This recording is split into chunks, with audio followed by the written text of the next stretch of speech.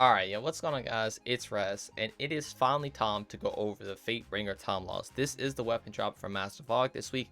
This is the one everybody's been waiting for. Obviously, Fatebringer, very, very classic weapon in Destiny 1. It's already pretty good in Destiny 2, and there's already talks of hand cannons receiving buffs next season, so it's going to be even better. And I would definitely recommend not missing out on this one, because if you do, you literally might be missing out on one of the best PvE weapons in the game, and I'm not even joking when I say that. So if you enjoy this video or find it helpful, consider subscribing and dropping a like. It really helps me out and our community grow by getting these videos out there for everyone to see, and I truly appreciate it. Also, the website I'm using will be linked in the description. Be sure to go over there and show them support if you want to craft weapons yourself, because they definitely deserve it. The Fatebringer Timelost is obviously just a Fatebringer, but a little bit better. I'm going to be going over PvE first, then PvP. Obviously, PvE is, I would say, the most appealing for this, but a lot of people do like Fatebringer PvP as well, though. Masterwork starting off, I would probably go with reload speed. The reason is, you could go with range, which isn't bad. Handling also isn't bad, but reload speed is just going to be overall really good, especially paired with the perks we're going to be taking, and you could just constantly reload the gun as fast as possible. Now, minor spec, since it is a primary weapon, if you want to take a dead big one spec, you can, but you're normally going to be using this just to slay, trash ads, just killing everything. So minor spec is going to help you get those one shots even easier, which is nice. Now in barrels, this is also, again, kind of up to you. I know a lot of people like to take range stuff like full bore, but I really do not think it's needed at all, especially for PvE.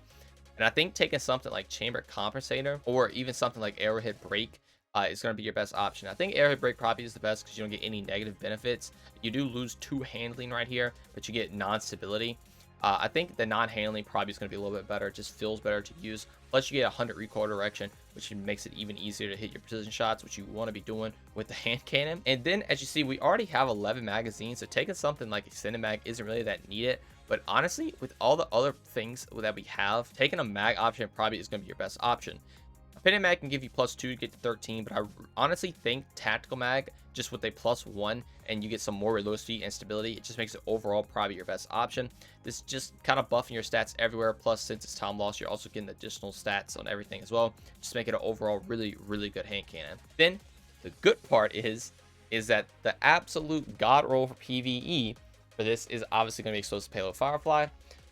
It just comes on it. If you do the raid challenge this week, you get this roll. The only thing you can like farm for or whatever, if you want to farm for a better masterwork or better perks like this, you can go do that. But literally, the 2 main perks that you want for PvE are already on it. That is what drops with it. It is insanely nice that Bungie did this.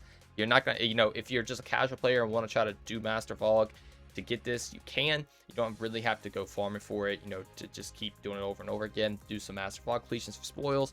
This is just what you get. Like, it's really, really nice. But just to go over all the other perks, we have rewind rounds, killing wind, tunnel vision, osmosis, thresh, and then explosive payload. Then Eye of the Storm, kill clip, frenzy, opening shot, drilling junkie, and obviously Firefly. For other recommendations though, because I mean obviously this is just the go-to generic role that people want, but other recommendations, you can take something like rewind rounds and frenzy. This could be good for Grandmaster type content, especially since we have overload hand cannon this season. We might have something different next season. This could be good for killing champions, especially if you put a big one spec on it. Even Thresh isn't terrible in PvE since you get some of that super energy back, which is really, really good. I would never take Adrenaline Junkie. Kill Clip, also not bad, but there's a fun role like Adrenaline Junkie and Osmosis. You throw a grenade to make it have an element. You can actually have, the OG Fatebringer, have arc on it, which is kind of cool. And then also when that grenade gets kills, you buff the damage of it, which can be nice. It kind of plays in together, but obviously, like I said, the best role is explosive payload Firefly. That's what everybody's going to be going for. Even explosive payload Frenzy for a Grandmaster would also be good. But praise Bungie for making these the perks that drop with it, and not something like Feed and Frenzy and Firefly, something like Praise Revenge, which isn't bad, but it's obviously not as good as this. This is going to be the best PvE hand cannon in the game, hands down, unless they come out with something next season, or even in the Witch Queen they release something. But for now, again, definitely recommend farming for this. So for PvP, it's actually pretty good too. If you want to farm for a PvP version of this, go for range. Obviously range is going to be the best stat. And I didn't even mention, for range specifically in PvE, it obviously doesn't matter as much as something like PvP.